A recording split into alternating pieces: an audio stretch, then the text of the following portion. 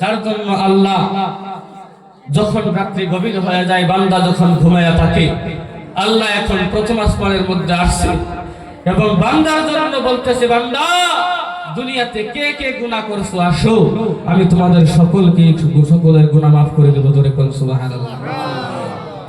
আমার ভাইরা, আমার বন্ধুগণ, দুনিয়াতে আমরা যে আল্লাহ আমাদেরকে এত মহব্বত করে বানাইলেন, সেই আল্লাহকে আমরা চিনতেছি না। দুনিয়াতে আল্লাহ বান্দার বড় মহব্বত করে। একটিবার চিন্তা করে দেখেন, দুনিয়ার মধ্যে মানুষের মধ্যে আমরা যারা আছি সবচাইতে আমাদের মহব্বত করে আমাদের বাবা এবং মা। কথা ঠিক না ঠিক? দুনিয়াতে বাবা এবং মায়ের চাইতে কিন্তু কেউ মহব্বত করে না, করে গো? দুনিয়াতে বাবা মার চাইতে কেউ বেশি মহব্বত করে না। দুনিয়াতে বাবা মা এক সময় যুবক, তুমি কথাটা কান খুলে শুনে রাখো, তুমি কামাই রোজগার করো না, তুমি সকল কিছু ত্যাগ করে দিয়েছো, এক সময় দেখবে তোমার বাবা এবং মা তোমার উপরে নারাজ হয়ে বাড়ি থেকে বাহির করে দিয়েছে। এমন ঘটনা দুনিয়ার বুকে আছে না নাই? ত্যায্য পুত্র করে দেয়, বাড়ি থেকে বাহির করে দেয়, সন্তানকে বাড়ি থেকে আলাদা করে দেয়। কিন্তু আমার আল্লাহ দুনিয়াতে বান্দাকে এত মহব্বত করেন, এত মহব্বত করেন, বান্দাকে ডাক দিয়ে বলে, হে বান্দা, দুনিয়াতে যদি তোমার সকল দরওয়াজা বন্ধ হয়ে যায়, তোমার দরওয়াজা সকল বন্ধ হয়ে গেছে, তুমি কার কাছে যাইতে পারতেছো না রে বান্দা, আমার রহমতের দরওয়াজা সবার জন্য সব সময় খোলা আছে। তুমি যখনই আমাকে আল্লাহ বলে ডাক দিবে, আমি আল্লাহ তোমার সকল ডাকের সাড়া দিয়ে দেব। জোরে বল সুবহানাল্লাহ। তাহলে যুবক, পৃথিবীতে যে আল্লাহ এত মহব্বত বান্দাদেরকে করে, আজকে আমরা সেই বান্দা আল্লাহকে চিনতে পারতেছি না, আল্লাহকে মহব্বত করি না। আমার ভাইরা, আমার বন্ধুরা, দুনিয়ার জমিনের মধ্যে আমরা আল্লাহকে চিনি না রে বন্ধু। এ বন্ধু, দুনিয়ার জমিনের মধ্যে আল্লাহ বান্দারে বড় মহব্বত করে বানাইছে রে বন্ধু আমার। কঠিন কিয়ামতের ময়দানে বহুত সংখ্যক বান্দাকে আল্লাহ রব্বুল আলামিন দুনিয়ার জমিনের মধ্যে কোনো ভালো আমল করতে পারে নাই, দুনিয়ার জমিনের মধ্যে কোনো ভালো আমল নাই, ওই সমস্ত বান্দাদেরকে আল্লাহ রব্বুল আলামিন জাহান্নামের ফয়সালা করে দিবে। জাহান্নামের ফয়সালা হওয়ার পর এবং ওই সমস্ত বান্দাদের যখন আল্লাহ জাহান্নামের ফয়সালা করে দেবেন, জাহান্নামের ফয়সালা করে দেওয়ার পরে ওই সমস্ত বান্দাগুলি আমার আল্লাহর জাহান্নামের দিকে দৌড় লাগাইয়া দিবে। জোরে কোন সুবহানাল্লাহ। আল্লাহ তাআজ্জুব হয়ে যাবেন, বলবে, বান্দা, আমি এতক্ষণ পর্যন্ত বহুত বান্দার জাহান্নামের ফয়সালা করেছি, ও বান্দা, এখন পর্যন্ত কোন বান্দাকে দেখি নাই জাহান্নামের দিকে দৌড় দেয়। জাহান্নামের ফয়সালা হওয়ার পর পায়ের মধ্যে শিকল লাগানো হয়েছে, হাতের মধ্যে শিকল লাগানো হয়েছে, কোমরের মধ্যে শিকল লাগানো হয়েছে রে যুবক, গলার মধ্যে শিকল লাগানো হয়েছে। জাহান্নামে যাইতে চাই না, জাহান্নামে টেনে টেনে হেঁচড়ে হেঁচড়ে জাহান্নামে নিয়ে দেওয়া হয়। ও আমার বান্দা, দুনিয়ার জমিনের মধ্যে তোমরা কোনো ভালো আমল করো নাই, তাদেরকে এত কষ্ট করে জাহান্নামের মধ্যে নিয়ে যাওয়া হয়েছে। ও বান্দা, বলো বলো বলো, তোমাদেরকে জাহান্নাম দেখে কোনো ভয় হয় না রে? ও আমার বান্দা, বলো বলো বলো, তোমরা কি জাহান্নাম দেখে ভয় পাও না? জাহান্নামের আযাব দেখে ভয় পাও না? জাহান্নামের ফয়সালা হওয়ার পর তোমরা কেমন করে জাহান্নামের দিকে দৌড় দিলে? বান্দাগুলি চোখের পানি ছেড়ে দিয়া বলবে, বাবা, ও আমার আল্লাহ, দুনিয়ার জমিনের মধ্যে আমরা কোনো ভালো আমল করতে পারি নাই গো আল্লাহ, দুনিয়ার জমিনের মধ্যে তোমার কোনো আমল করতে পারি নাই। আজকে এই কিয়ামতের ময়দানে আমাদের একটা কথা মনে হয়ে গেল, তুমি আমাদের একটা হুকুম করেছ রে মালিক, দুনিয়ার জমিনের মধ্যে কোনো আমল করতে পারি না, জিরো আমল নিয়ে কবরের মধ্যে আসছি আল্লাহ। এই জমিনের মধ্যে যদি তোমার একটা হুকুম পালন করতে পারি, মনে হয় তুমি আল্লাহ আমাদেরকে মাফ করে দিবে। জোরে কোন সুবহানাল্লাহ। বান্দা গুলিন বলবে, আল্লাহ রাব্বুল আলামিনের রহমতের সুখ দিয়ে জন জন জন জন জন জন করে পানি পড়া আরম্ভ হয়ে যাবে। আল্লাহ বলবে, বান্দারে, দুনিয়ার জমিনের মধ্যে কোনো ভালো আমল করতে পারো নাই, আজকে কিয়ামতের ময়দানে তোমরা একটা ভালো আমল করেছো, আমার একটা হুকুম পালন করেছো রে বান্দা, যাও যাও যাও, আমি তোমাদেরকে জান্নাতের ফয়সালা করে দিলাম। আমার ভাইরা, আমার বন্ধুগণ, দুনিয়ার জমিনের মধ্যে আমরা আমল করতে পারি না, দুনিয়ার জমিনের মধ্যে আমরা আল্লাহরে চিনি না, কিন্তু আমার আল্লাহ কিয়ামতের ময়দানে শুধু ওসিলা খুঁজবে, কোন ওসিলা করে আমার বান্দাদেরকে maaf করা যায়। এ বান্দা, ইনশাআল্লাহ যতদিন দুনিয়ার মধ্যে বেঁচে থাকবো, আল্লাহর আমল করা, আল্লাহর হুকুম পালন করার চেষ্টা করবো ইনশাআল্লাহ। হাত তুলে দেখাই, লিল্লাহি তাকবীর। সকলের হাতে কবুল মঞ্জুর করে নাও। বন্ধুগণ আমার, পৃথিবীর বুকে আল্লাহ রাব্বুল আলামিন বান্দাদেরকে বড় মুহাব্বত করে বানাইছেন। তো ইনশাআল্লাহ আমরা সকলেই আল্লাহর ইবাদত করব, তো ইনশাআল্লাহ আল্লাহর গুণকীর্তন করব ইনশাআল্লাহ। আল্লাহ সকলকে করার তৌফিক দান করুক। সকলেই বলেন আমিন। আরেকটু জোরে বলেন আমিন। আমার ভাইরা, আমার বন্ধুগণ, পৃথিবীতে আল্লাহ রাব্বুল আলামিনের যদি হুকুম আমরা পালন করতে চাই, আল্লাহর কিছু হুকুম, আল্লাহর কিছু নিদর্শন, আল্লাহর কিছু পৃথিবীর বুকে আল্লাহ তাবারক তাআলা কি আমাদেরকে বলে গিয়েছেন, সেই সমস্ত কথাগুলো আমাদের প্রত্যেকটা মানুষকে মানা দরকার আছে না নাই? দরকার আছে না নাই? আল্লাহ রাব্বুল আলামিন পবিত্র কালামুল্লাহর মধ্যে একটা সূরা রয়েছে, ছোট্ট ছোট্ট সূরা যেগুলি রয়েছে, সেই ছোট্ট ছোট্ট সূরাগুলির মধ্যে একটা সূরার নাম সূরা আসর। নাম শুনছেন না নাই? সূরা আসর। আল্লাহ রাব্বুল আলামিন বলেন ওয়াল আসর, আল্লাহ সময়ের কসম খেয়ে বলছেন, জোরে কোন সুবহানাল্লাহ। দুনিয়াতে আল্লাহর কসম খাওয়ার কোনো দরকার আছে গো? দুনিয়াতে যদি কোনো মানুষ একটা বস্তু মানুষের সামনে প্রমাণ করতে চায়, এই বস্তুটা, আমি কথাটা বললাম, আমার কথাটা সত্য, এই সত্য কথাটা প্রমাণ করার জন্য দুনিয়াতে কসম খাওয়ানো হয়। কথা কর ঠিক না বেঠি? কিন্তু আল্লাহ কেন কসম খাইলেন? আল্লাহর কথা সব সত্য হবে না গো? আল্লাহর কথা সত্য হবে না নাই? আমি আপনাদের সম্মুখে যদি আপনাদেরকে জিজ্ঞাসা করি, আমাকে একটু উত্তর দিবেন নাকি? দিবেন তো ইনশাআল্লাহ? আল্লাহ দুনিয়াতে পবিত্র কালামুল্লাহর মধ্যে একটা সূরা আছে, যারা যে সূরার নাম হলো সূরা আসর। সেই আসর সূরা নামের মধ্যে আল্লাহ তাবারক তাআলা বলতেছেন ওয়াল আসর, আমি সময়ের কসম খেয়ে বলতেছি। আল্লাহ কেন সময়ের কসম খেয়ে বললেন? মুফাসসিরিনে কেরামগণ লেখেন, দুনিয়ার বুকে আল্লাহ তাবারক তাআলা সময়ের কসম এই জন্য খেয়েছেন, দুনিয়ার বুকে মানুষের মধ্যে সবথেকে গুরুত্বপূর্ণ দুনিয়াতে বস্তুটা হলো সময়। একজন মানুষের সময় যখন পার হয়ে যায়, সময় পার হয়ে গেলে চিন্তা করে কোনো লাভ হবে না। কথা কন ঠিক না বেঠি? দুনিয়াতে কোনো ভালো আমল করে নাই, দুনিয়াতে শুধু গুনাহ করতে করতে করতে করতে এমন একটা পর্যায়ে এসে গেল, মৃত্যু সজ্জায় সজ্জিত। ওই সময় যদি ইস্তিগফার, যত কিছু দোয়া দরুদ পড়ুক না কেন, মৃত্যু যন্ত্রণা যখন আরম্ভ হয়ে যাবে, তখন তার দোয়া কবুল করা হবে না। কথা কন ঠিক না বেঠি? এই জন্য সময় থাকতে নিজেকে পরিবর্তন করতে হবে, সময় থাকতে নিজেকে আল্লাহর দিকে রুজু করতে হবে। সময় যদি চলে যায় রে যুবক, সময় যদি চলে যায় তখন আফসোস করেও তখন সময় ফিরিয়ে পাওয়া যাবে না। এই জন্য এখন আমার যদি মউত হয়ে যায়, কার মউতের কোনো গ্যারান্টি কেউ দিতে পারে না। কথা কন ঠিক না বেঠি? কেউ 1 ঘন্টা বাঁচবে, কেউ 10 বছর বাঁচবে, কেউ 20 বছর বাঁচবে, কার কতদিন পর্যন্ত হায়াত রয়েছে দুনিয়ার বুকে কেউ বলতে পারবে না। কথা কন ঠিক না বেঠি? আমার ভাইরা, আমার বন্ধুগণ, পৃথিবীর জমিনে আল্লাহ রাব্বুল আলামিন সময়ের কসম খেয়ে বললেন ওয়াল আসর ইন্নাল ইনসানা লাফি খুসর। আল্লাহ বলেন দুনিয়ার জমিনে যত মানুষ রয়েছে সকল মানুষ ধ্বংসপথে, সকল মানুষ ধ্বংস হয়ে যাবে, সকল মানুষ ধ্বংস হয়ে যাবে।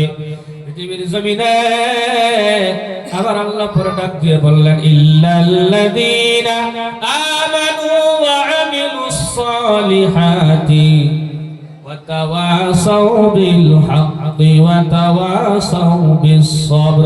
জোরে করে আল্লাহু আকবার। এ বান্দা,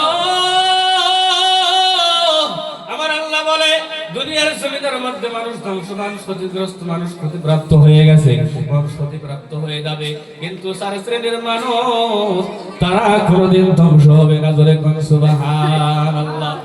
1 নম্বরের মধ্যে আল্লাহ বলে যারা দুনিয়ার জমিনের মধ্যে ঈমান আনছে, আল্লাহর প্রতি ঈমান আনছে, নবীর প্রতি ঈমান আনছে, তারা দুনিয়ার মধ্যে কখনো ধ্বংস হয়ে যাবে না। জোরে কোন সুবহানাল্লাহ।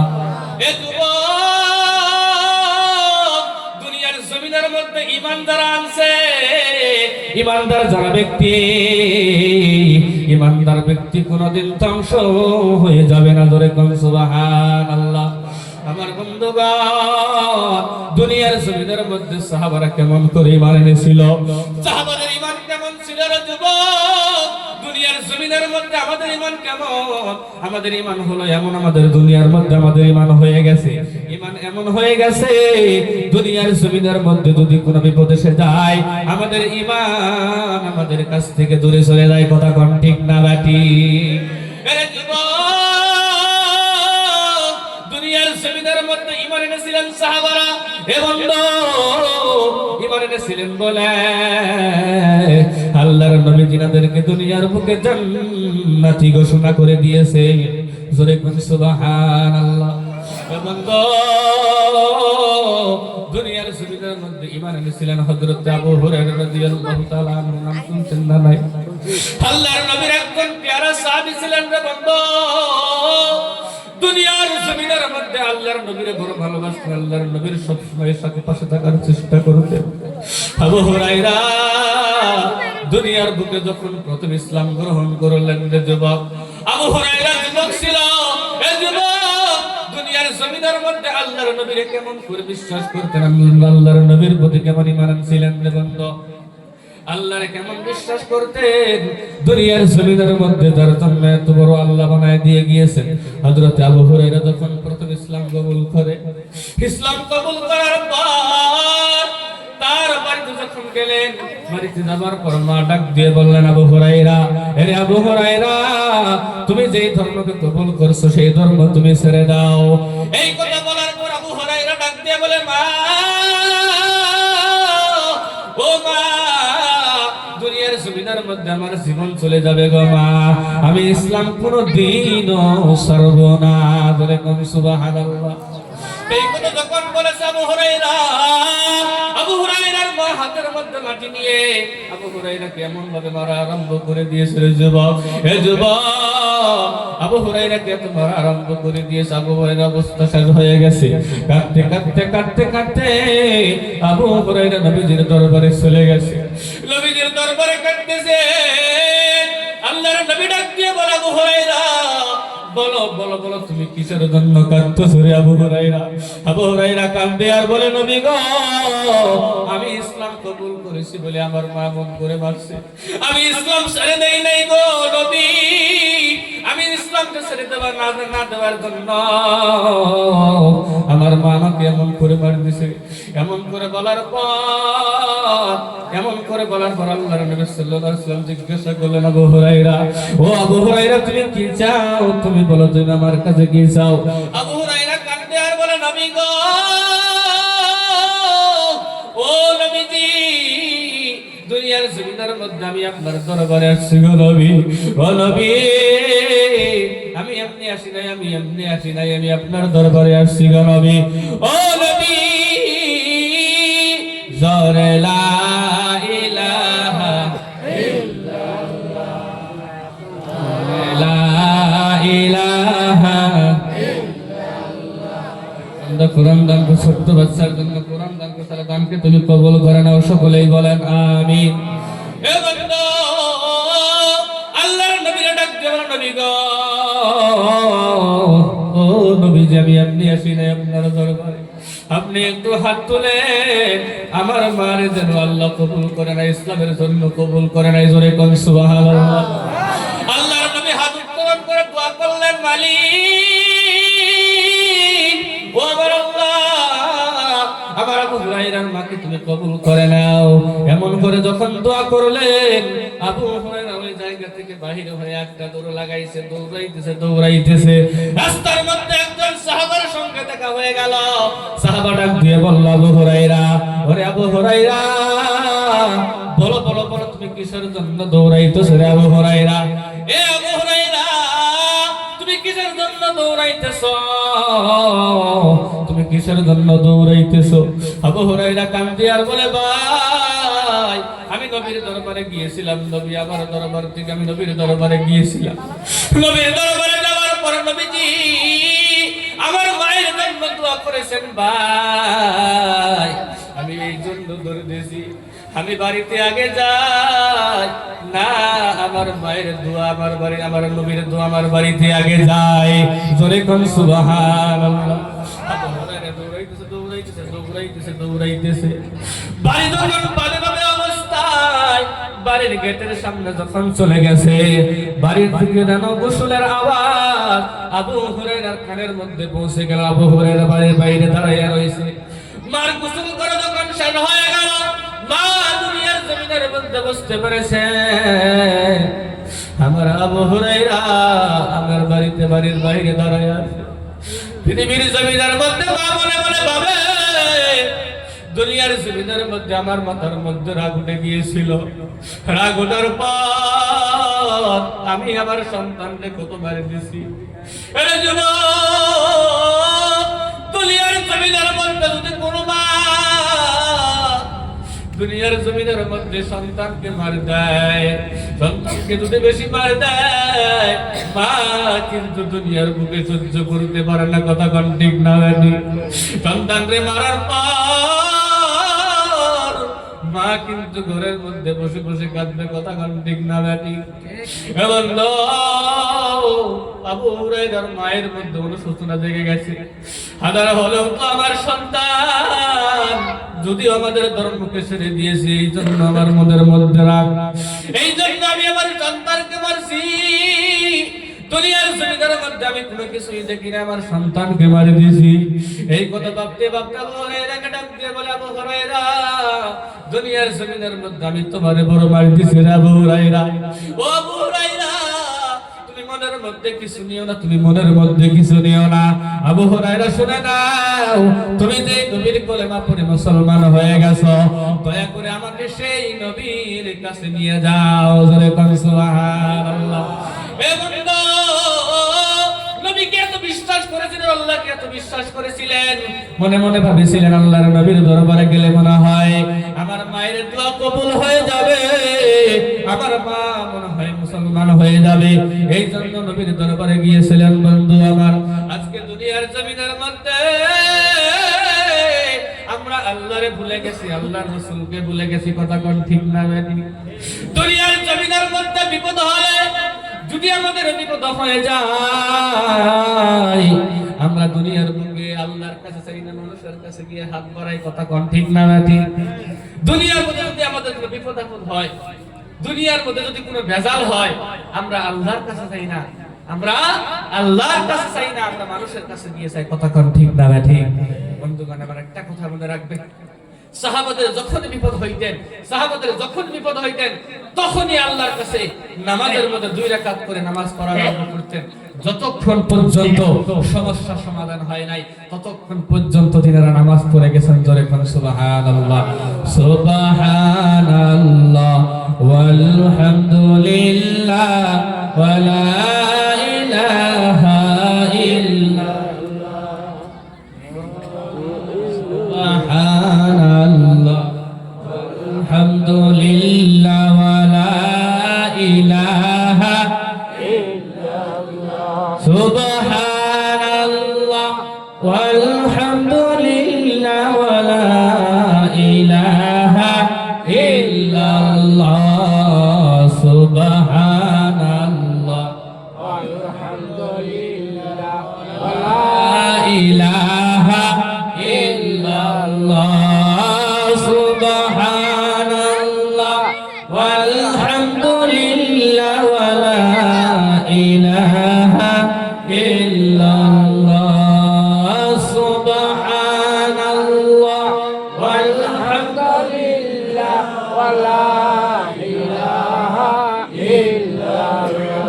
ইল্লাল্লাহ, সুবহানাল্লাহ ওয়ালহামদুলিল্লাহ ওয়ালা ইলাহা ইল্লাল্লাহ, সুবহানাল্লাহ ওয়ালহামদুলিল্লাহ ওয়ালা ইলাহা ইল্লাল্লাহ, সুবহানাল্লাহ ওয়ালহামদুলিল্লাহ ওয়ালা। যে ভাইরা দাঁড়ায় আছেন, বসেন, সবাই একটু বসেন ভাই। যারা দাঁড়ায় আছেন সকলকে অনুরোধ করবো, যারা দাঁড়ায় আছেন একটু মহব্বতে সবাই একটু আগে আসেন তো ভাই, সবাই একটু বসার জন্য অসুবিধা আছে, সবাই একটু মহব্বতে আগে আসেন। জোরে লা ইলাহা, আগে আসেন না ভাই, সবাই একটু আগে আসেন, সবাই একটু আগে আসেন ভাই, একটু আগে আসেন ভাই, সবাই একটু আগে আসেন, আগে আসেন একটু, সবাই একটু আগে আসেন। জোরে লা ইলাহা, এদিকে ভাই দাঁড়ায় আছে, আমি সকল ভাইকে অনুরোধ